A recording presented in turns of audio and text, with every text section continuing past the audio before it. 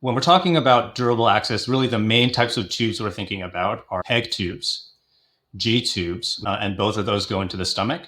And then there's tubes that go into the small bowel. So that would be a GJ tube and a J tube. So PEG, first of all, is an acronym. It stands for percutaneous endoscopic gastrostomy tube.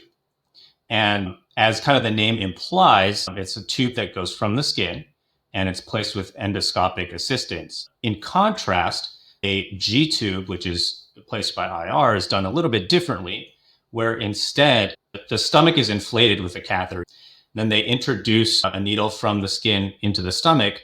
And then when they have a good spot, they place a tube in. And that tube has also a balloon. Because it's placed from the skin, that tube will have two ports on it. It will have a port for giving nutrition or medication or decompressing the stomach, a single port.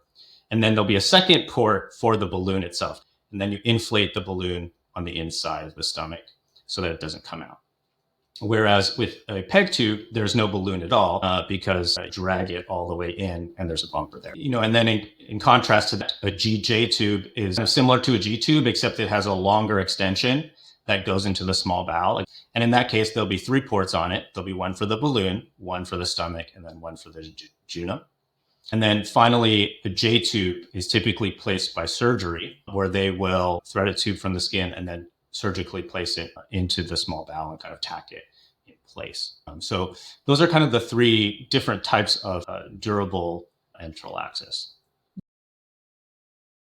With the PEG versus G versus GJ versus J2, I guess practically thinking, how do you differentiate which one a patient may benefit from?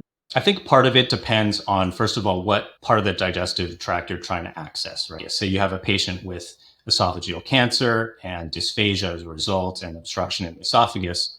They're going to go for surgery, radiation, something along those lines.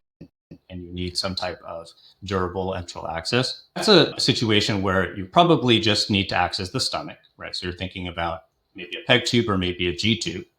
And then practically speaking, you're thinking about the approach. So the PEG tube is predicated on the fact that you can do an upper endoscopy. So if you go down and there's a large esophageal tumor and you can't get past it, then you can't place a PEG tube. And that's a situation where you would opt for a G tube. I will say that one thing that's important when you're thinking about PEG tubes and G tubes is what else is going on in the abdomen. Because when we're doing the procedure, right, you can't really tell what's between the stomach and the wall of the abdomen. So has the patient had a lot of surgeries or adhesions? Could transverse colon in the way of your needle? You want to think about if the patient has ascites, that tract is not going to heal well. If there's ascites, it's just going to be constantly leaking and they're at risk for peritonitis and other complications. You typically will get some type of cross-sectional imaging to make sure you have a safe window to place the tube where you're not worried that there's overlying organs or bowel or other potential complications and problems. So I think when you're thinking about GJ or J2, part of it is procedural considerations. So for instance, like if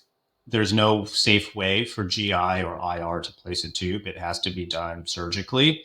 Surgery oftentimes will opt for J. The other is what level the lesion is at. So if you have a pancreatic tumor that's causing a gastric outlet obstruction, and you really need to get past that in order to feed the patient, then you're thinking more about a GJ or a J2. Or for instance, patients with severe gastroparesis that require enteral nutritional support for very long periods of time, usually you're thinking about a GJ tube, not only because you can feed them through the J portion of it, but you can also decompress them from the G. Usually when you're thinking about a GJ is when there's something wrong at the level of the pylorus or some type of gastric outlet obstruction.